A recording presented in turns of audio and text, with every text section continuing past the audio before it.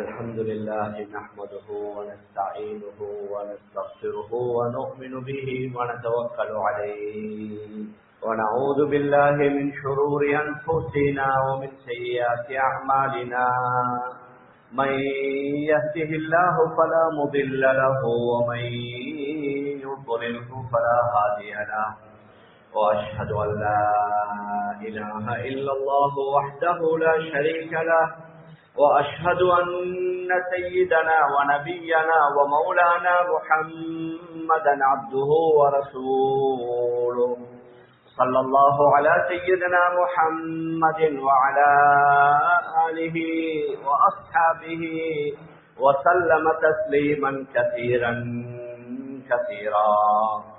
فقد قال الله سبحانه وتعالى في محكمه التنزيل والفرقان المجيد بعد أعوذ بالله من الشيطان الرجيم بسم الله الرحمن الرحيم وجعلنا ابن مريم وأمه آية وآويناهما إلى ربوة ذات قرار ومعين.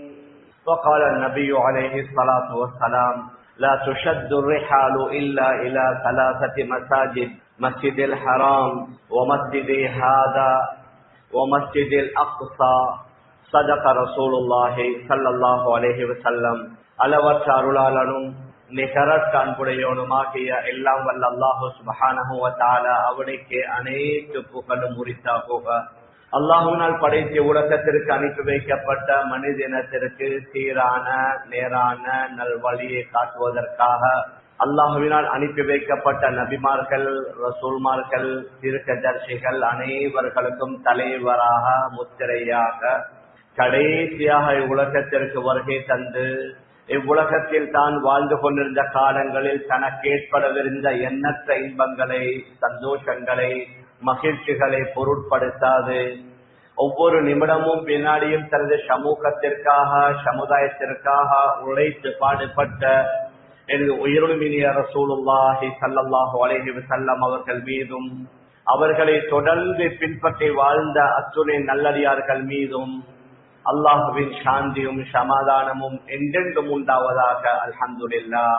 கணேசருக்குரிய பெரியார்களே, அன்பிற்குரிய கனவான்களே, சகோதரர்களே, அல்லாஹு சுப்ஹானஹு வ தஆலா மனிதர்களை படைத்து அந்த மனிதர்களுக்கு நேரான சரியான வழியை காட்டுவதற்காக நபிமார்களையும் ரசூல்மார்களையும் அனுப்பி வைத்தான். அந்த நபிமார்கள் ரசூல்மார்களுக்கு மத்தியிலேயும் அல்லாஹ் சில வித்தியாசங்களையும் உயர்வையும் வைத்திருக்கிறான். சில நபிமார்களை விட சிலரை நாம் உயர்த்தி இருப்பதாக குர்ஆன் அல்லாஹ் மிக தெளிவாக கூறுகின்றான். ஆக நபிமார்களுக்கு மத்தியிலேயும் வித்தியாசம். இதுவரைக்கும் உலகத்தில் வாழ்ந்து கொண்டிருக்கக்கூடிய மனிதர்களுக்கு எத்தனையோ நூற்றாண்டுகள் கழிந்திருக்கின்றன. இந்த காலங்களிலேயும் சில காலத்திற்கு அல்லாஹ் ஷரப்பை வைத்திருக்கிறான், சில மாதங்களுக்கு ஷரப்பை வைத்திருக்கிறான், சில இரவுகளுக்கு ஷரப்பை வைத்திருக்கிறான். காலங்களிலே சிறந்த காலம் ஹதரத் ரசூலுல்லாஹி ஸல்லல்லாஹு அலைஹி வஸல்லம் அவர்களுடைய காலம் என்றால் மிகையாகாது. நபி அவர்களே சொல்வார்கள், கைருல் குரூனி கர்னி. புகாரி ஷரீஃபுடைய ரிவாயத். நூற்றாண்டுகளில் காலங்களில் சிறந்த காலம் என்னுடைய காலம். அதே மாதிரி ஒரு வருடத்தில் சிறந்த 4 மாதங்கள் இருக்கின்றன. அதே மாதிரி முழு இரவுகளிலேயும் சிறந்த இரவு லைலத்துல் கத்ருடைய இரவை அல்லாஹ் ஆக்கி வைத்திருக்கின்றான். அவ்வாறே உலகத்தில சில இடங்களுக்கும் அல்லாஹ் ஷரப்பை வைத்திருக்கிறான். நாம் எல்லோரும் அறிந்திருக்கிறோம், உலகத்தில் உள்ள இடங்களில் ஆக சிறந்த இடம் அந்த பைத்துல்லா அமைந்திருக்கக்கூடிய மக்கமா நகரம் என்றால் மிகையாகாது. அல்லாஹ் அதை மிக தெளிவாக குர்ஆன்ல சொல்லிவிட்டான். அதற்கு பின்னால் உள்ள இடங்களில் ஆக சிறந்த இடம் நபி அவர்கள் மதீனாவிலே வாழ்ந்து நபி அவர்கள் மதீனாவிலே மரணித்து நபி அவர்களுடைய பூத உடையிலே தாங்கி இருக்கக்கூடிய அந்த மதீனமா நகர், அந்த மஸ்ஜிதுல் நபவி. அதற்கு பின்னால் ஒரு இடம் இருக்கின்றது என்றால் அது மஸ்ஜிதுல் அக்ஸா. அநேகமாக நம்மில் அநேகமானவர்கள் பைத்துல்லாஹுவை பற்றியும் மஸ்ஜிதுல் நபவியை பற்றியும் அடிக்கடி கேள்விப்படுவோம். ஆனால் மஸ்ஜிதுல் அக்ஸாவும் அந்தஸ்தில் சிறப்பில் குறைவானதல்ல. எவ்வாறு ஆரம்பத்திலேயே அல்லாஹ் பைத்துல்லாஹவை கட்டினான், அதற்கு பின்னால ஹதரத் இப்ராஹிம் அலைஹி ஸலாத்து வஸலாம் அவர்களின் மூலமாக அது புனர் நிர்மாணம் செய்யப்படுகிறது. புகாரி ஷரீஃபுடைய மிக தெளிவான ஹதீஸ், ஹதரத் அபூதர் கிஃபாரி ரலியல்லாஹு அன்ஹு நபியிடத்தில் கேட்கின்றார்கள், யா ரசூலல்லாஹ் ஐயுல் மஸ்ஜிதி வுதிஅ அவ்வலன் ஃபில் அர்த், பூமியில முதலாவது கட்டப்பட்ட மஸ்ஜித் எது? நபி அவர்கள் சொல்றார்கள், அல் மஸ்ஜிதுல் ஹராம், மஸ்ஜிதுல் ஹராம் முதலாவது கட்டப்பட்டது. கேட்டார்கள், சும்ம மாதா, அதற்கு பின்னால கட்டப்பட்ட பள்ளிவாசல் மஸ்ஜித் எது? சொன்னார்கள், அல் மஸ்ஜிதுல் அக்ஸா, இரண்டாவதாக கட்டப்பட்ட பள்ளிவாசல் மஸ்ஜித் அக்ஸா. கேட்டார்கள், கம்சான பைனஹுமா, அந்த ரெண்டுக்கும் மத்தியில் உள்ள இடைவெளி எவ்வளவு? நபி அவர்கள் சொன்னார்கள், 40 சனா, 40 வருடம். ஆக பைத்துல்லா கட்டப்பட்டு 40 வருடத்திலேயே அல்லாஹு சுப்ஹானஹு வ தஆலா மஸ்ஜிதுல் அக்ஸாவை கட்டி வைக்கின்றான் மனிதர்களின் மூலமாக. அதனால பைத்துல்லாவுக்கு எவ்வாறு சிறப்புகள் இருக்குதோ அதே மாதிரி மஸ்ஜிதுல் அக்ஸாவுக்கும் அல்லாஹு சுப்ஹானஹு வ தஆலா நிறைய சிறப்புகளை வைத்திருக்கிறான். மஸ்ஜிதுல் அக்ஸா என்பதை விட அதை தாங்கி இருக்கக்கூடிய அந்த குதுஸ் என்ற பகுதி, அதற்கு மேலால முழு பெலஸ்தீனத்துடைய அந்த பிரதேசம், அந்த மிக பெரிய பிரமாண்டமான பிரதேசத்திற்கு அல்லாஹு சுப்ஹானஹு வ தஆலா பலவிதமான சிறப்புகளை வைத்திருக்கிறான். குர்ஆனிலேயும் பல இடங்களில் நாங்க பார்க்கலாம். ஹஜ்ரத் இப்ராஹிம் அலைஹி ஸலாத்து வஸலாம் மஸ்ஜிதுல் ஹரத்தை புனர் நிர்மாணம் செய்கிறார்கள். செய்துவிட்டு அல்லாஹ்விடத்தில் துஆ செய்கிறார்கள். அவர்கள் செய்த துஆவையும் குர்ஆன்ல அல்லாஹ் ஞாபகப்படுத்துகின்றான். அதே மாதிரி தான் ஹஜ்ரத் சுலைமான் அலைஹி ஸலாத்து வஸலாம் அவர்கள் மஸ்ஜிதுல் அக்ஸாவை கட்டிவிட்டு அவர்களும் 3 துஆவை செய்கிறார்கள். ஹஜ்ரத் ரசூலுல்லாஹி ஸல்லல்லாஹு அலைஹி வஸல்லம் சொன்னார்கள், ஹஜ்ரத் சுலைமான் அலைஹி ஸலாத்து வஸலாம் கேட்ட 3 மிக முக்கியமான துஆ. ஒன்று, ஹுக்மன் யுசாதிஃபு ஹுக்மஹு, யா அல்லாஹ் எனக்கு தீர்ப்பளிக்க கூடிய, ஜட்ஜ் பண்ணக்கூடிய ஒரு ஆற்றலை தரணும். அந்த என்னுடைய தீர்ப்பு உன்னுடைய தீர்ப்புக்கு நேர்பட்டிருக்கணும். நீ தீர்ப்பளித்தால் எப்படி தீர்ப்பளிப்பாயோ அதே மாதிரி என்னுடைய தீர்ப்பு அமைய வேண்டும் என்று கேட்டார்கள். அதை அல்லாஹ் கொடுத்தான். இரண்டாவதாக கேட்கின்றார்கள், ரப்பிக்ஃபிர்லி வஹப்லி முல்கல் லா யம்பகி லி அஹதின் மின் பஅதி, யா அல்லாஹ் என்னுடைய பாவங்களை மன்னிப்பாயாக, எனக்கு ஒரு ஆட்சியை தர வேண்டும், எனக்கு பின்னால உலகத்துல வரக்கூடிய யாருக்கும் கொடுக்கப்படாத ஒரு ஆட்சி. அதே மாதிரி அல்லாஹு சுப்ஹானஹு வ தஆலா ஹஜ்ரத் சுலைமான் அலைஹி ஸலாத்து வஸலாம் அவர்களுக்கு கொடுத்த மாதிரி மிக பிரமாண்டமான ஆட்சி வேறு யாருக்கும் கொடுக்கல. மனிதர்களை ஆட்சி செய்தார்கள், ஜின்களை ஆட்சி செய்தார்கள், பறவைகளை ஆட்சி செய்தார்கள். அவர்கள் போற நேரத்தில் மனித படை, ஜின் படை, பறவை படை, இவைகள் எல்லாரும் மிக பிரமாண்டமான படைகள். வெறும் தரையில மாத்திரமல்ல, ஆகாயத்தில் அந்தரத்துல பறக்கும். அவர்களுக்கு அல்லாஹ் காட்டை வசப்படுத்தி கொடுத்திருந்தான். இப்பொழுதுதான் டெக்னாலஜி, இப்பொழுதுதான் நவீன ஆயுதங்கள், கருவிகள். ஹஜ்ரத் சுலைமான் அலைஹி ஸலாத்து வஸலாம் அவர்களுக்கு அல்லாஹ் எப்படி காட்டை வசப்படுத்தி கொடுத்திருந்தான் என்றால், உதுபுஹா ஷஹ்ருன் வ ரவாஹுஹா ஷஹர், ஒரு மாதம் நடக்கக்கூடிய தொலை தூரத்தில் ஒரே ஒரு நாளுடைய காலை பொழுதில் கடந்து விடுவார்கள். ஒரு மாதம் நடக்கக்கூடிய தொலை தூரத்தை ஒரே ஒரு நாளுடைய மாலை பொழுதில் கடந்து விடுவார்கள். தஃசீர்கள்ல வருது, ஹஜ்ரத் சுலைமான் அலைஹி ஸலாத்து வஸலாம் யமனிலேயும் பிலஸ்தீனத்திலேயும் சேர்ந்து தான் வாழ்ந்திருக்கிறார்கள். அவர்கள் யமனிலிருந்து புறப்படுவார்கள். அவர்களுடைய மிகப்பெரிய படை பட்டாளத்தை காற்று சுமந்து கொண்டு செல்லும். அங்கிருந்து சுமார் 1500 கிலோமீட்டர் பறந்து பகல் நேரத்திலே ஈரானை அடைந்து விடுவார்கள். அங்கே போய் மதிய உணவை மேற்கொள்வார்கள். அங்கிருந்து இன்னும் ஒரு 1500 கிலோமீட்டர் காற்றிலே அவர்களுடைய மிகப்பெரிய சிம்மாசனம், அவர்களுடைய முழு படையும் அவர்களை சுமந்து கொண்டு செல்லும். மாலையில ஆப்கானிஸ்தானுடைய காபூலை சென்று அடைவார்கள். காலையில் ஆரம்பித்து மாலையில 3000 கிலோமீட்டர். சமீபத்தில் தான் விமானத்தை கண்டுபிடித்தார்கள். பல 1000 வருடங்களுக்கு முன்னால ஹஜ்ரத் சுலைமான் அலைஹி ஸலாத்து வஸலாம் அவர்களுக்கு அல்லாஹ் இவ்வளவு பெரிய ஆட்சியை கொடுத்தான். அவர்கள் கேட்டார்கள், யாருக்கும் கொடுக்கப்படாத ஒரு ஆட்சி. மூணாவது கேட்டார்கள், யா அல்லாஹ் எங்களுடைய இந்த மஸ்ஜிதுல் அக்ஸாவுக்கு யாரு தொழ வேண்டும் என்று வந்தாலும் அவர் இங்கிருந்து திரும்பி போற நேரத்தில் அவருடைய அனைத்து பாவங்களும் மன்னிக்கப்பட்டவராக திரும்பி செல்ல வேண்டும் என்று கேட்டார்கள். ஹதரத் ரசூலுல்லாஹி ஸல்லல்லாஹு அலைஹி வஸல்லம் சொன்னார்கள், முதல் கேட்ட இரண்டையும் அல்லாஹ் கொடுத்து விட்டான். அதற்கு தெளிவான ஆதாரம் குர்ஆனில் இருக்குது. மூணாவதையும் நிச்சயமாக அல்லாஹ் கொடுத்திருப்பான் என்று நான் ஆதரவு வைப்பதாக கூறினார்கள். அதனால தான் ரசூலுல்லாஹி ஸல்லல்லாஹு அலைஹி வஸல்லம் சொல்வார்கள், அல்லாஹும்ம இன்ன இப்ராஹீம ஹர்ரம மக்கத வ தஆ லி அஹ்லிஹா. இப்ராஹீம் அலைஹி ஸலாத்து வஸலாம் மக்காவை கண்ணியப்படுத்தி மக்காவாசிகளுக்காக துஆ. நபி அவர்கள் நான் மதீனாவை கண்ணியப்படுத்தி மதீனத்து மக்களுக்காக துஆ செய்கிறேன். நபி அவர்கள் துஆ செய்தார்கள், அல்லாஹும்ம பாரிக் லனா ஃபீ ஸமரினா வ ஃபீ மதீனத்தினா, அல்லாஹும்ம பாரிக் லனா ஃபீ ஸாஇனா வ ஃபீ முத்தினா. யா அல்லாஹ், நம்முடைய பழங்களில், நம்முடைய இந்த மதீனா நகரில் இந்த பழங்களை தானியங்களில் இருக்கக்கூடிய அளவுகளில் நீ பரக்கத் செய்வாயாக.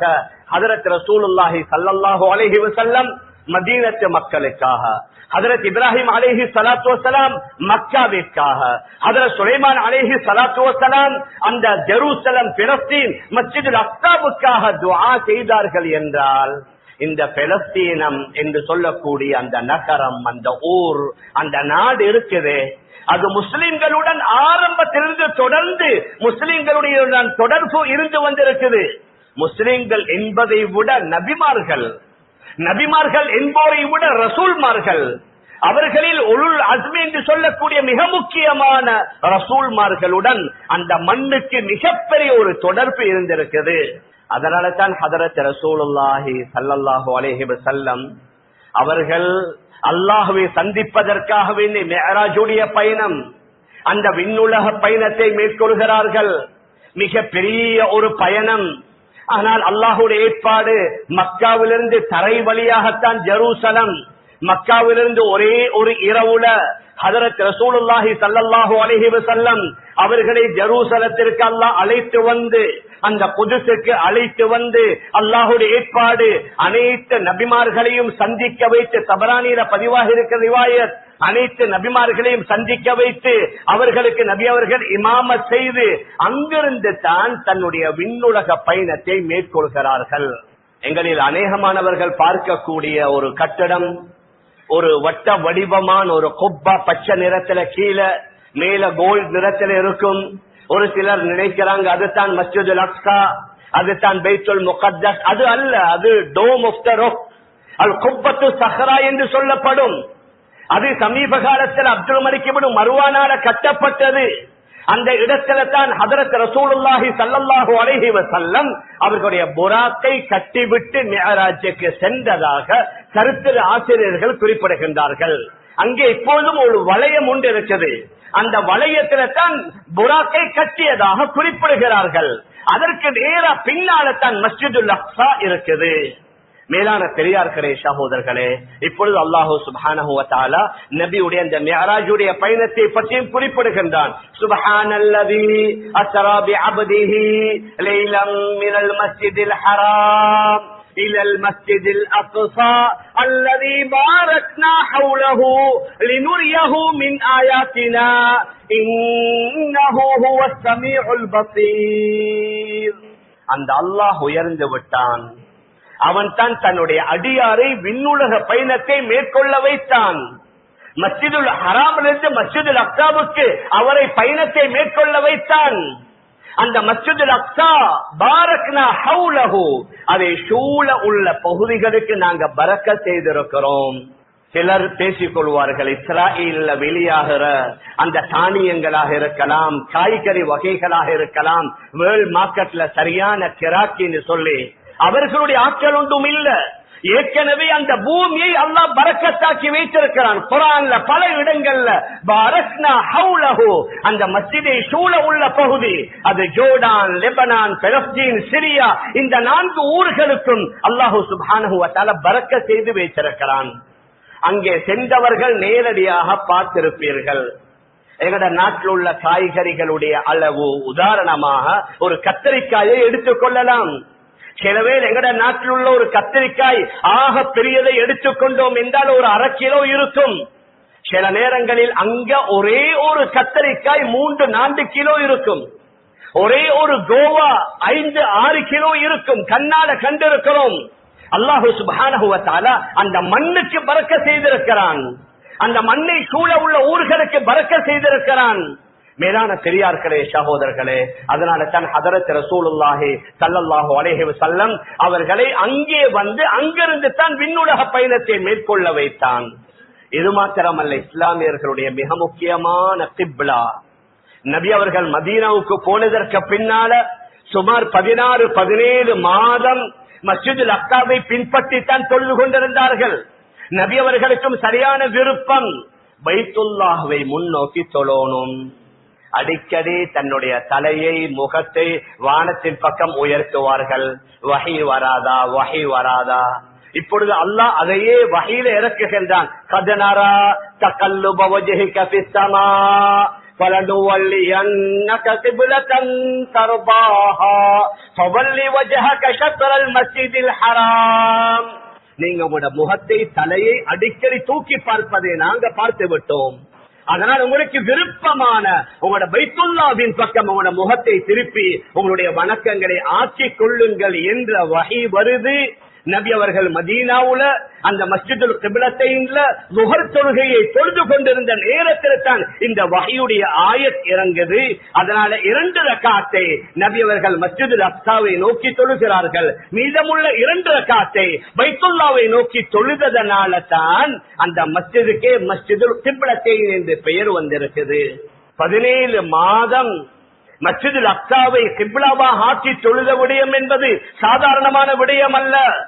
மேலான பெரியார்களே, அன்பிற்குரிய கணவான்களே, சகோதரர்களே, இந்த மாதிரி நிறைய குர்ஆனுடைய ஆயத்துகளும் நபி ஸல்லல்லாஹு அலைஹி வஸல்லம் அவர்களுடைய ஹதீஸ்களும் நிரம்பி வழிகின்றது.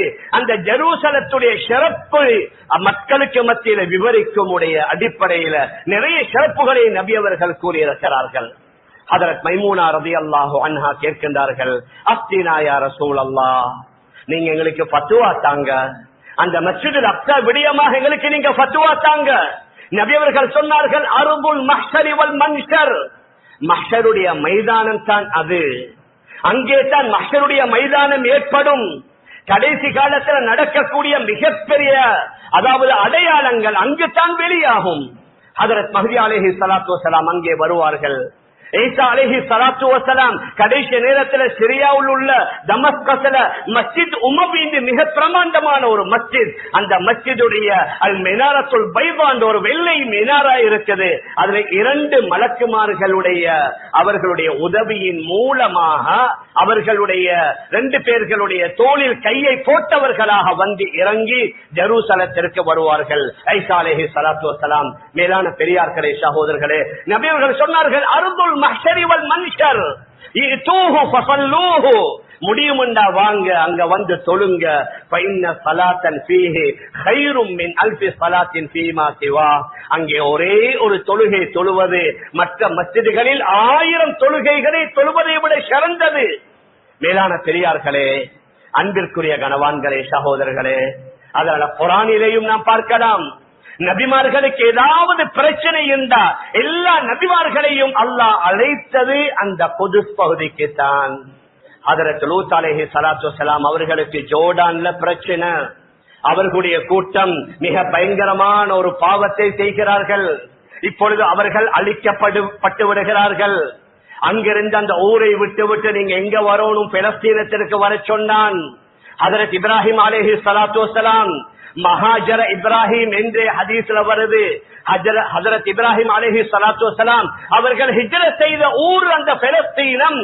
குர்ஆன்ல அல்லாஹ் கூறுகின்றான், வனஜைனாஹு வலூத்தன் இலல் அர்தில்லதி பாரக்னா ஃபீஹா லில் ஆலமீன், முழு உலக மக்களுக்கு நாங்க பரக்கத் செய்த அந்த ஊரின் பக்கம் ஹதரத் லூத்தையும் ஹதரத் இப்ராஹிம் அலைஹி ஸலாத்து வஸலாம் அந்த 2 பேரையும் வரவழைத்தோம்.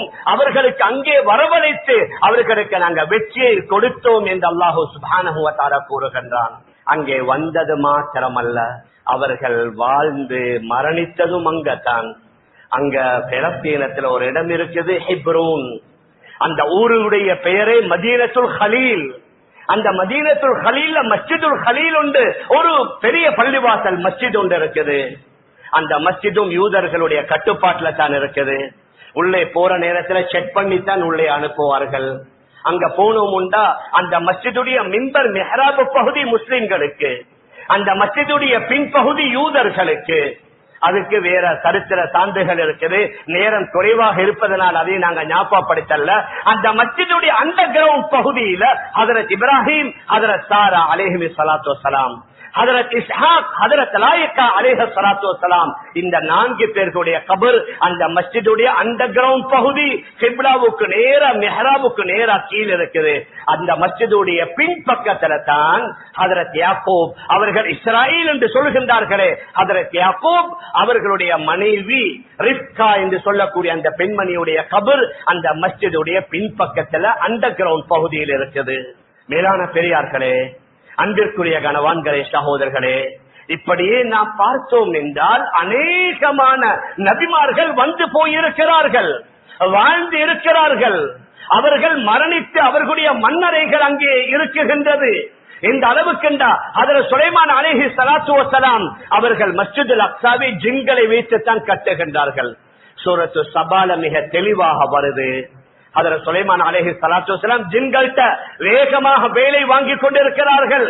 வாங்குற நேரத்தில் அவர்களுடைய மரணத்துடைய நேரம் வந்து விட்டது. அந்த காலத்துல மலக்குல் மௌத் நேரத்தான் வருவார்கள். கண்ணுக்கு முன்னால வந்தார்கள், உங்களோட ரூஹ வாங்கணும் சொன்னார்கள். இப்பொழுது நீங்க என்னுடைய ரூஹ வாங்கினா இந்த ஜின்கள் மஸ்ஜிதுல் அக்ஸாவுடைய புனர் நிர்மாணம் செய்து கொண்டிருக்கிறார்கள், இந்த வேலையை விட்டுடுவாங்க. அதனால நான் ஒரு வழியை கூறுகின்றேன். நான் ஒரு அசாப எடுத்து அந்த அசாப நான் ஊண்டி அவர்களை பார்த்து கொண்டிருப்பதை போன்று நான் நின்று கொண்டிருப்பேன். அந்த நிலையில நீங்க என்னுடைய ரூஹ வாங்கி கொண்டு போங்கள். அதே மாதிரி நடந்ததாக குர்ஆன் கூறுகின்றது. சூரத்து ஸபால ஃபலம்மா கதைனா அலைஹில் மௌத் ما دلهم على موته إلا دابة الأرض تأكل من سأته.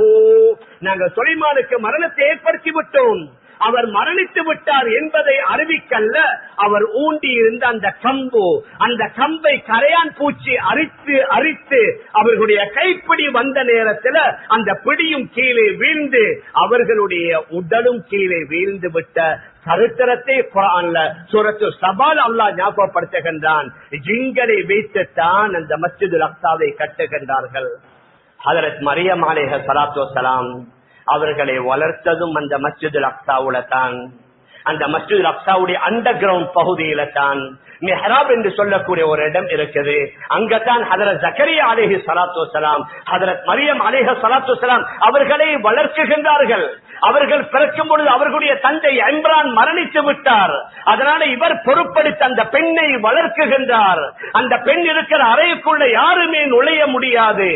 ஆனால் அங்கே ஆச்சரியம் என்ன, இவர்கள் அந்த பெண்ணுடைய அறைக்குள்ளே நுழையும் பொழுதெல்லாம் வகை வகையான பழங்கள். குர்ஆன்ல சூரத்துல் ஆல இம்ரான் அல்லாஹ் ஞாபகப்படுத்துகின்றான். குல்லமா தகல அலைஹா ஜக்கரியால் மிஹ்ராப வஜத இன்தஹா ரிஸ்கா قال يا مريم أنى لك هذا قالت هو من عند الله.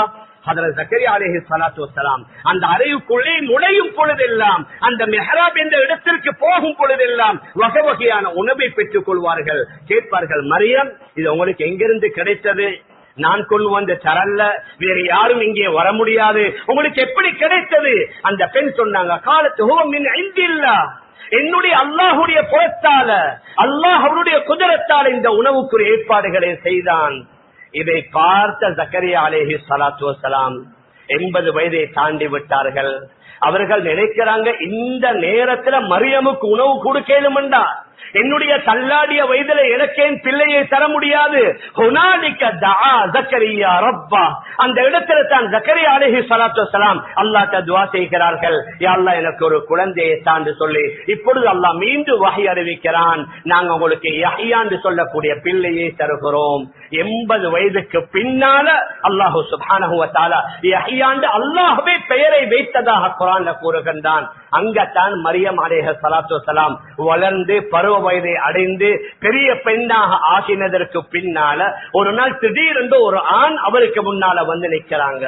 மரியம் அலைஹிஸ்ஸலாத்து வஸலாம் சொன்னார்கள், இன்னி அஊது பிர்ரஹ்மான் மின்க இன் குன்த தகியா, நான் ரஹ்மானை கொண்டு உன்னிடத்துல பாதுகாப்பு தேடுகின்றேன். நீ அல்லாஹ்வை பயப்படக்கூடியவனாக இருந்தா எனது பக்கம் நெருங்கிடாதே, என்னுடன் தவறாக நடந்து கொள்ளாதே என்று சொன்ன நேரத்துல அந்த வந்த வாலிப தோற்றத்துல வந்த ஜிப்ரீல் அலைஹிஸ்ஸலாத்து வஸலாம் சொன்னார்கள், இன்னமா அன ரசூலு ரப்பிக், நான் அல்லாஹ்வுடைய தூதுவராக இருக்கிறேன். லி அஹபலகி குலாமன் ஜக்கியா, உங்களுக்கு நல்ல ஒரு பிள்ளையை தருவதற்காக அல்லாஹ் என்னை அனுப்பி வைத்தான்.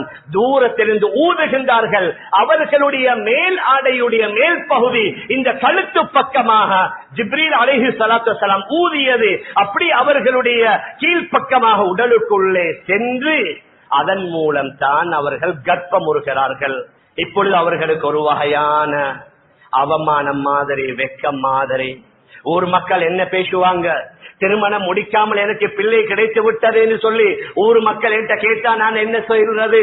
அதனால் அங்கிருந்து அவர்கள் வெளியாகி வேறொரு பகுதிக்கு சென்று அந்த இடத்துல ஒரு பேரிட்ட மரத்தையும் அல்லாஹ் முளைக்க செய்து அந்த இடத்துல தனியாக இருந்து தன்னுடைய மகன் ஈசாவை பெற்றெடுக்கிறார்கள். அந்த இடம் தான் பைத்துல்-லஹம். ஜெருசலத்துல பைத்துல்-லஹம், அங்கே பெரிய ஒரு சேர்ச் தேவாலயம் இருக்குது. அந்த தேவாலயத்துடைய அண்டர் கிரவுண்ட் பகுதியில தான் ஹஜ்ரத் மரியம் அலைஹிஸ்ஸலாத்து வஸலாம் ஹஜ்ரத் ஈசா அலைஹிஸ்ஸலாத்து வஸலாம் அவர்களை பெற்றெடுத்ததாக குர்ஆன் கூறுகின்றது. குர்ஆன் அல்லாஹ் கூறுகின்றான், வஜஅல்னா இப்ன மரியம வ உம்மஹு ஆயத்தன் வ ஆபைனாஹுமா இலா ரப்வத்தின் ذாத்தி கராரி வ மஈன். நாங்க மரியமையும் அவருடைய மகன் ஈசாவையும் நாங்க ஒதுங்க செய்தோம், அத்தாட்சியாக ஆக்கினோம். உயர்ந்த ஒரு இடத்துல தங்குவதற்கு பொருத்தமான நல்ல நீர்வளம் உள்ள ஒரு இடத்தில் அவர்களை ஒதுங்க செய்தோம் என்று அல்லாஹ் கூறுகின்றான். மேலான பெரியார்களே, சகோதரர்களே, அதே மஸ்ஜிதுல் அக்ஸாவுக்கு மேல் புறத்துல ஜபல் ஜைத்தூன் என்ற ஒரு பிரதேசம் இருக்குது. அந்த பிரதேசத்துல தான் ஹஜ்ரத் தாவூத் அலைஹிஸ்ஸலாத்து வஸலாம் அவர்கள் அடங்கி இருக்கிறார்கள். அவர்கள் அடங்கி இருக்கிறது ஒரு மஸ்ஜிதுக்குள்ள. ஏற்கனவே அது மஸ்ஜிதாக இருந்தது. இப்பொழுது யூதர்கள் அவர்களுடைய சினகோகாக அதை மாத்திட்டாங்க. அதுக்குள்ள நாங்க போனாலும் எங்களை தொலை விட மாட்டாங்க. இது எங்கட வணக்கஸ்தலம், வேணுமெண்டா இந்த கபரிஸ்தானத்தை ஜியாரத் செஞ்சு போங்கன்னு சொல்லி விடுவார்கள். அதே மஸ்ஜிதுடைய மேல் பகுதியில ஒரு இடம் இருக்குது. அந்த இடத்துல தான் ஹஜ்ரத் ஈசா அலைஹிஸ்ஸலாத்து வஸலாம் அவர்களுக்கு மாஇதா மரவை இறங்கிய இடம். குர்ஆன்ல சூரத்துல் மாஇதாண்டு தனியான ஒரு சூரா. நிறைய சொல்லலாம், நேரம் இல்ல. நான் எதை சொல்ல வாரேன்டா, குர்ஆன்ல எக்கச்சக்கமான இது போன்ற வரலாறுகள் இருக்குது. ஆனா எங்களுக்கு அந்த வரலாறுகளை படிக்க நேரம் இல்ல. இந்த சோசியல் மீடியாவுல வார இந்த உப்புச்சப்பு இல்லாத உண்மையும் பொய்யும் கலந்த மிகைப்படுத்தப்பட்டவைகளை படிக்கிறோம். எங்கேயாவது மஸ்ஜிதுல குர்ஆன் கிளாஸ் என்று வைத்தா அதற்கு வாரது 10 பேரும் 15 பேரும். இது போன்ற ஒரு 2 வரலாறுகள் அல்ல, நூற்றுக்கணக்கான வரலாற்று சம்பவங்கள், 100,000 உண்மை வஹி குர்ஆன்ல அல்லாஹ் சொன்னது, நபி அவர்கள் ஹதீஸ்ல சொன்னது. மேலான பெரியார்களே, சகோதரர்களே, சூரத்துல் மாயிதா என்று ஒரு சூரா, மரவையுடைய சூரா. அந்த மரவை இறங்கியது அந்த மஸ்ஜிதுடைய மேல் பகுதியில. பக்கத்துல மஸ்ஜித் உமர் இப்னுல் கத்தாப் என்ற ஒரு மஸ்ஜித் இருக்குது. அந்த மஸ்ஜிதில தான் ஹஜ்ரத் சல்மான் ஃபாரிஸ் ரலியல்லாஹு அன்ஹு, ஹஜ்ரத் ராபியா அதவியா ரலியல்லாஹு அன்ஹா அடங்கி இருக்கிறாங்க. அந்த மஸ்ஜிதுடைய பகுதியிலிருந்து தான் ஹஜ்ரத் ஈசா அலைஹிஸ்ஸலாத்து வஸலாம் வானத்துக்கு உயர்த்தப்பட்டதாக சரித்திர ஆய்வாளர்கள் குறிப்பிடுகின்றார்கள். மேலான பெரியார்களே, அன்பிற்குரிய கனவான்களே, சகோதரர்களே, அதோட ஹஜ்ரத் மூஸா அலைஹிஸ்ஸலாத்து வஸலாம் மிக முக்கியமான ஒரு நபி. அவர்களுடைய கடைசி புகாரில வருது. அவர்களையும் உடைய உயிர் வாங்குற நேரத்துல மலக்க மூச்சு வந்து விட்டார்கள்.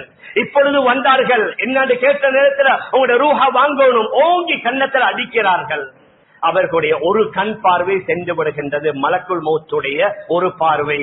அவர் அல்லாஹ்ட்ட போய் கூறுகிறார், யா அல்லாஹ், அர்சல்தனி இலா அப்தின் லா யுரீதுல் மௌத், நீ ஒரு அடியான் என்னை அனுப்பினாய், அவர் மரணிக்கவே விருப்பம் இல்லை, என்னுடைய கன்னத்தில் அடித்து கண் பார்வை சென்று விட்டது.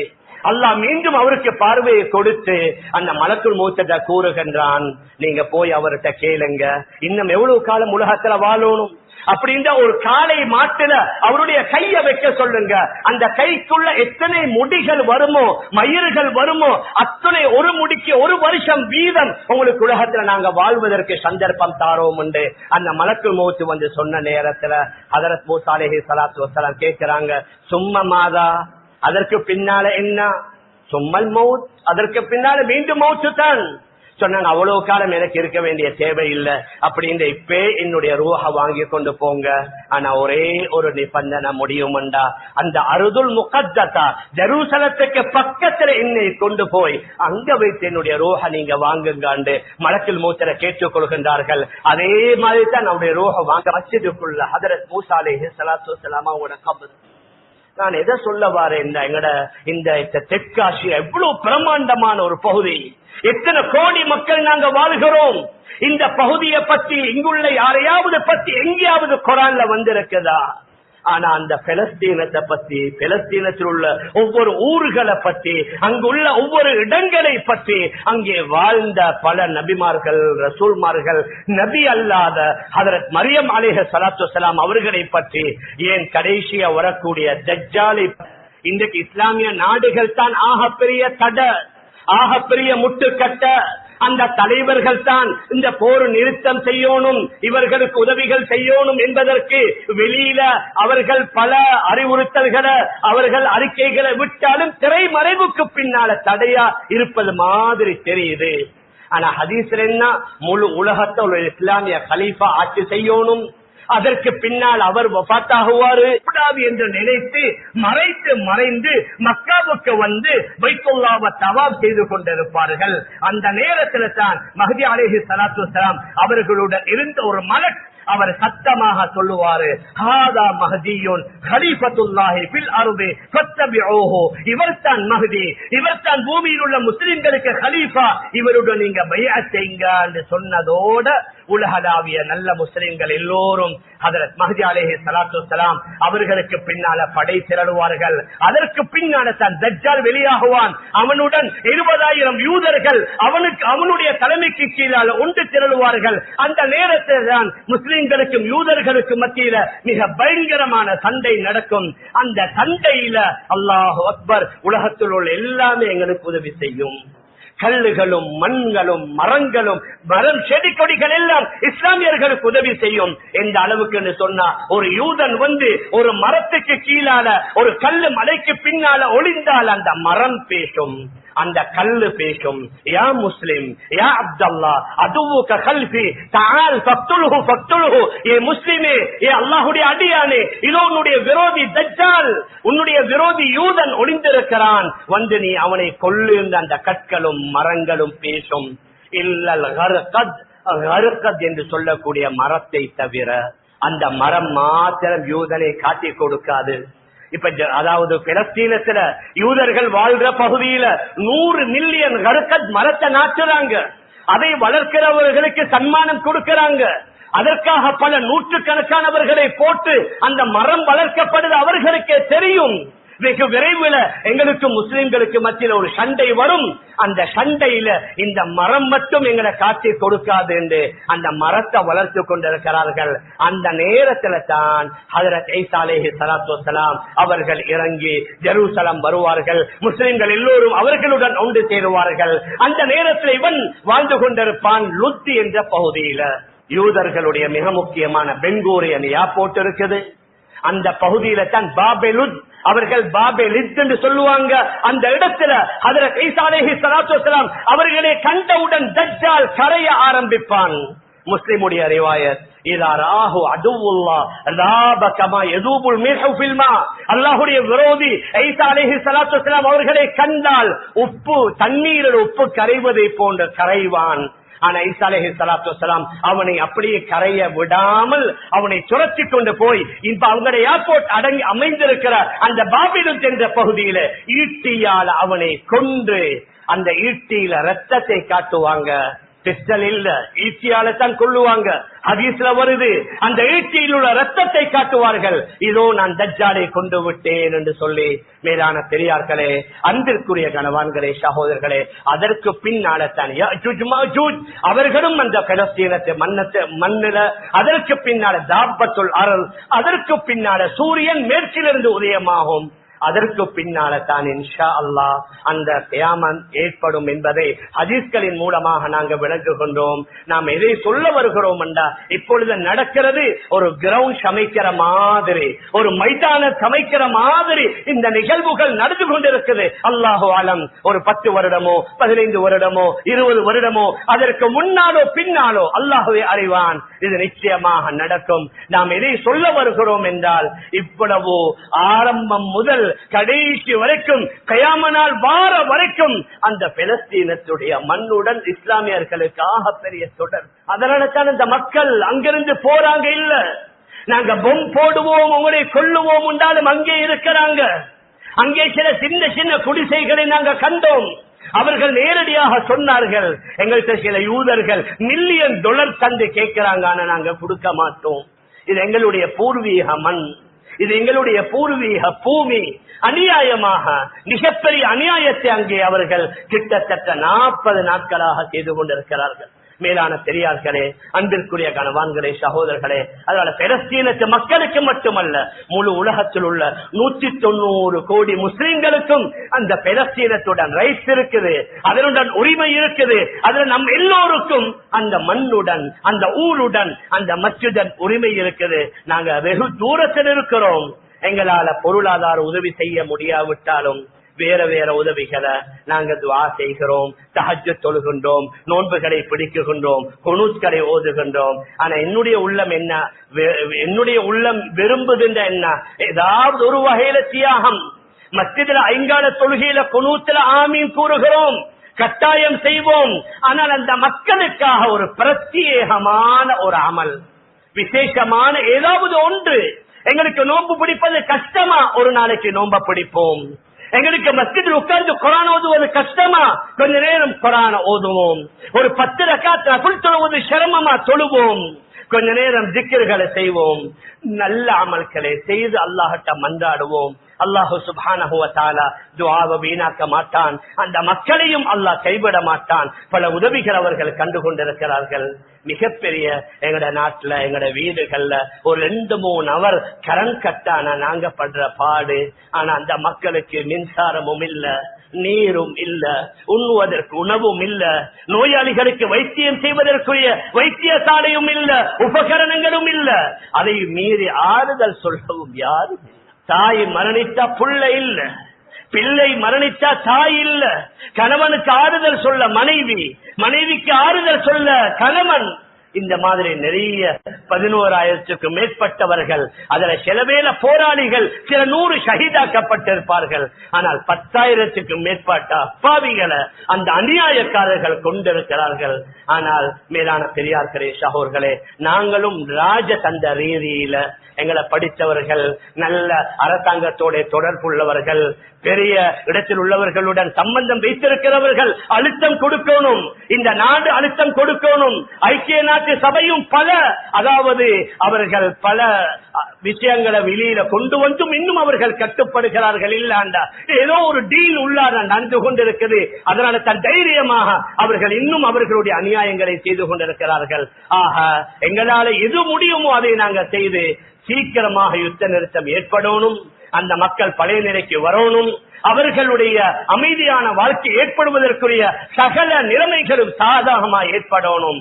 அவர்களுடைய அந்த மண் அவர்களுக்கு திருப்பி கொடுக்கப்படணும். மேலான பெரியார்களே, சகோதரர்களே, அதற்காக நாங்களும் எங்களால முடியுமான உதவிகளை, முடியுமான துஆக்களை, வேற என்னென்ன வகையில செய்ய முடியுமோ முயற்சிகளை செய்வதற்கு எல்லாம் வல்ல அல்லாஹ் நம் அனைவர்களுக்கும் தௌஃபீக் செய்வானாக. ஆகவே அல்லாஹ் நம் எல்லோருடைய பாவங்களை மன்னிப்பாயாக. நம்முடைய பெற்றோர்கள், உற்றார்கள், உறவினர்கள், முழு உலகத்தில் உள்ள அனைத்து இஸ்லாமிய ஆண்கள் பெண்களுடைய பாவங்களை மன்னிப்பாயாக. விசேஷமாக அந்த பலஸ்தீனத்து மக்களை அல்லாஹ் நீ பாதுகாப்பாயாக. அவர்களுக்கு முன்னாலும் பின்னாலும் வலதாலும் இடதாலும் மேலாலும் கீழாலும் நீ பாதுகாப்பாயாக. அவர்களுக்கு இன்னும் தைரியத்தை துணிச்சலை கொடுப்பாயாக. அவர்கள் இழந்ததை விட சிறந்ததை அவர்களுக்கு கொடுப்பாயாக. அவர்களுடன் போரிடக்கூடிய அந்த அநியாயக்காரர்களுக்கு ஒரு முடிவு கட்டுவாயாக. யா அல்லாஹ், எவ்வாறு கடந்த காலங்களில் உன்னுடைய பலவிதமான தண்டனைகளை இறக்கி உன்னை மறுக்கக்கூடியவர்களை அழித்ததை போன்று ஏதாவது ஒரு வகையில உன்னுடைய குதிரத்தை காட்டுவாயாக. அவர்கள் பாடம் படிக்கணும் யா அல்லாஹ். நம்முடைய இஸ்லாமியர்களுக்கு மத்திய ஒற்றுமை ஏற்படுத்தி வைப்பாயாக. ரப்பே ரஹ்மானே, உலகத்தில் வாழும் காலம் எல்லாம் உண்மையான இஸ்லாமிய முறைப்படி